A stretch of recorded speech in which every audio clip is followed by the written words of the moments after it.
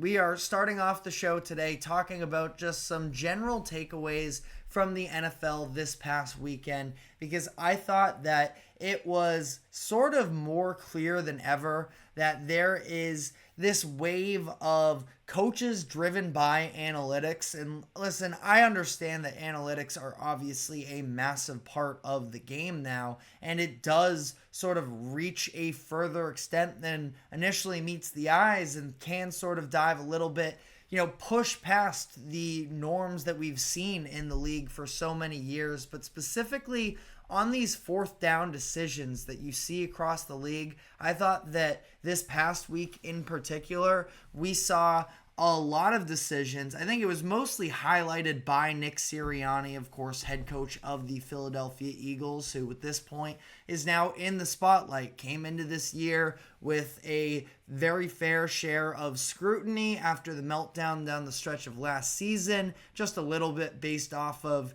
his, in the least offensive way possible, he's a little bit obnoxious. And I think that, he would probably acknowledge that to some degree, yelling at Chiefs fans on his way out of Arrowhead last year. I can't remember if that game was actually in Arrowhead, but, when he yelled at the Chiefs fans last year and coming off of Monday Night Football where he decided to pass the ball on that 3rd and short that ultimately left the door open for the Falcons to have more times. They go down the field, score the game-winning touchdown, and, the Eagles sort of fall apart there. In this game, I thought that the only reason the Saints were in this game against the Eagles, where they eventually, the Eagles end up pulling this one out 15-12, the only reason the Saints were in the game, in my opinion, was because of poor coaching. Now, Jalen Hurts definitely deserves at least a little bit of the blame, letting the Saints off the hook by throwing that bad red zone interception, although there is definitely the other side of that as well, where Devontae Smith could have ran a better route, but that's neither here nor there. There were a couple fourth down decisions from the Eagles when they were in field goal range that just, again, the Eagles dominated the Saints throughout the entire game in terms of time of possession and with the overall yards. The Eagles outgained the Saints 460 to 219. So they doubled up the Saints just about, or a little bit short there, but almost doubled up the Saints in total yardage in this game. But came down to a field goal score because there were a number of opportunities where Nick Sirianni decided to go for it on fourth down and sort of just allow the Saints to remain in the game. And I don't know if it was to some degree trying to chase what was the points left on the board from that decision to go for it in the red zone early on in the game. But you are talking about, and you know what? Ultimately, the Eagles, they finished this game 1 for 3 on fourth down. So it's not even like it was entirely abysmal for them. But, overall, you see them multiple times having to turn the ball over on downs. And specifically, I want to reference the 4th and short situation where they decided to, fake the tush push and go with a Saquon Barkley end around on the other side. And specifically what drove me so crazy about that play call was because it was at the end of the first half where this is a situation at that point. The Eagles, they are on the Saints 15-yard line. They have 1 timeout remaining. So in theory, it's you pick up this fourth down conversion. Now, I don't hate the idea of getting Barkley out in space and maybe seeing if he can break it, but realistically speaking, the odds were not in their favor that they were going to be able to score on that play. So you risk going for it on fourth down, and then if you do get it, you probably have 1 timeout left. You get to throw maybe 1 or 2 shots to the end zone, and then if not, you're settling for the field goal anyways. I just think that the risk reward there is so not there. And then the play call on top of it as well. I understand, again, you get the idea of, the Saints defense should be so sort of boxed into that tush push that maybe the end around is available, but it just wasn't. Again, risk reward there, I just did not think it was there whatsoever.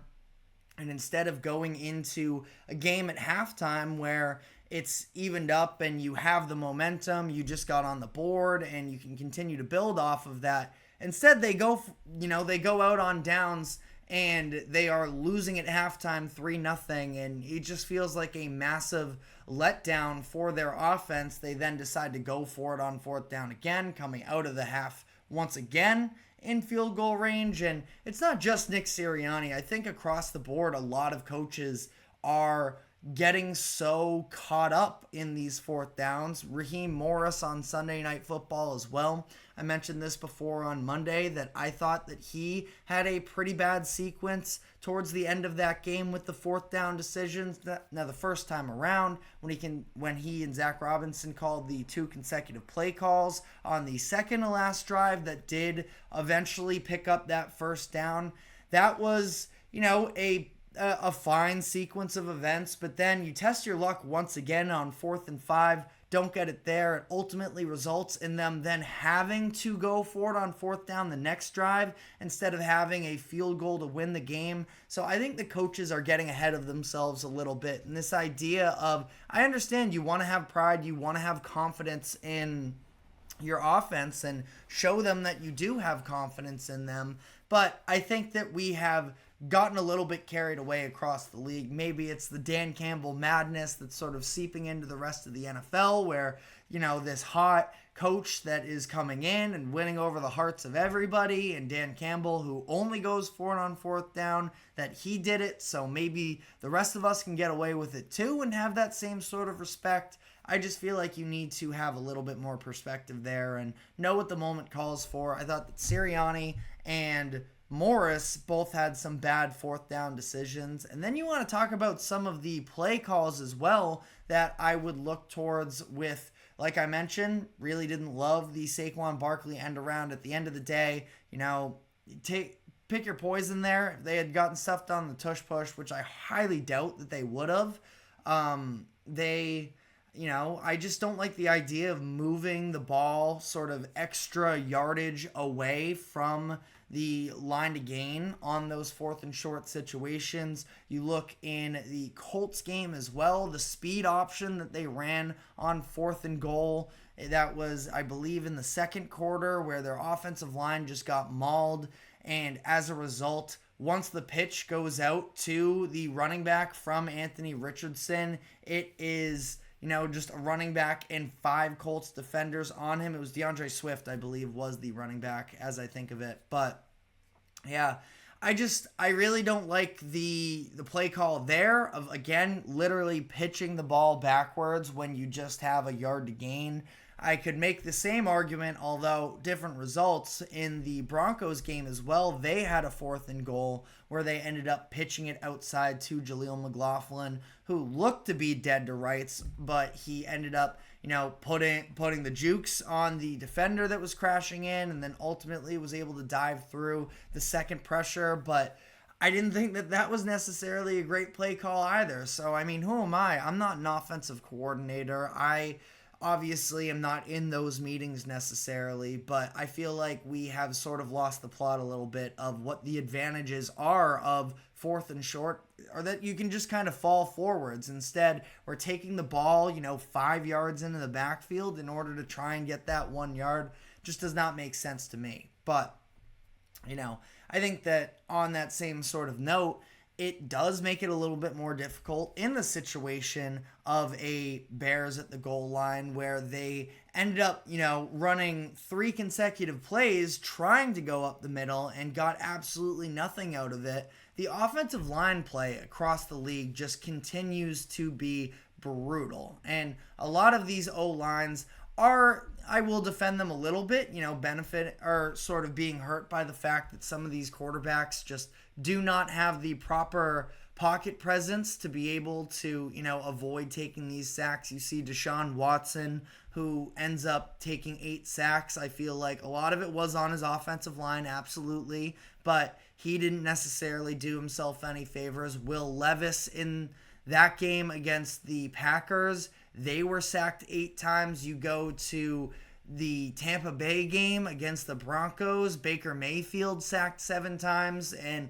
again, sacks can be on the offensive line 100%, but then on the other side of it as well, we have to hold these quarterbacks at least somewhat accountable for trying to hold on to the ball too long and making mistakes that, I understand that the offensive line has a very tough job, and we've talked about this recently, that feels like some of these defensive players are just evolving to another level athletically, and the offensive line just hasn't caught up necessarily yet. But that is becoming a very detrimental situation for a lot of teams where their quarterbacks really don't even have all that much of a chance to succeed. For example, in New England, the only reason that Drake May, or I shouldn't say the only reason, Drake May is a young prospect as well, but part of the reason that he's not playing right now is because the offensive line is such a disaster that you don't feel like they can actually do anything for him. You look at Caleb Williams, who has really been struggling up to this point in the season. Well, their run game isn't working, and he's being pressured immediately. And then additionally, you look at the Jaguars, where, Trevor Lawrence has not been very good up to this point in the season. But when you have guys crashing into your face every 2 seconds anyways, it's kind of hard to build up much of any momentum at that point as well. So ultimately, offensive line play, obviously a real concern in the NFL, but I did just mention Caleb Williams.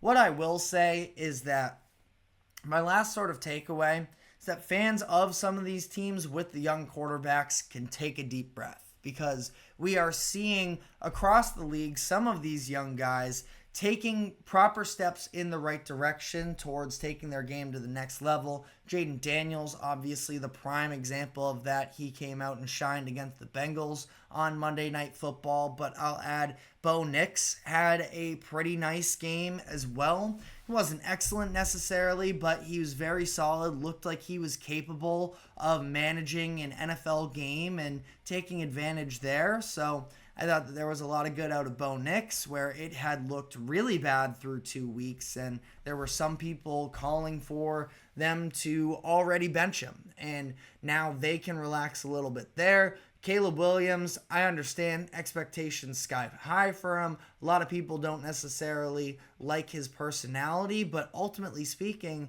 and we're going to get into it, it was not a good game necessarily from Caleb, but we got to see more of the flashes of talent, and at the end of the day, that's kind of what it's about with these rookie quarterbacks. I did think that Caleb Williams was going to be capable of bringing the Bears to the playoffs, but either way, he is somebody who, even through the struggles, has shown a lot of what the vision may be. And, I think that across the board, we had been very underwhelmed by this rookie quarterback play. Kind of some people asking, are any of these guys going to end up being good? Well, I think we saw a lot of good from the 3 guys that did play this past weekend. So I think that, again, we can just relax a little bit there. But let me know what your takeaways from week 3 were. We are now going to be moving on here, and I want to dive into the specifics of 5 teams in particular, the 5 teams that are undefeated through 3 weeks, and just talking about what the expectations should be for the likes of course, yes, you have the Chiefs, who are in Super Bowl contention. Some people doubting them right now. Is that justified? On the other end of the spectrum, you have the Vikings, Seahawks, and Steelers, and even the Bills to some degree are a little bit of a surprise. So we're going to be diving into all of that. But before we do so, we are going to take a quick break. Do not go anywhere. We will be right back.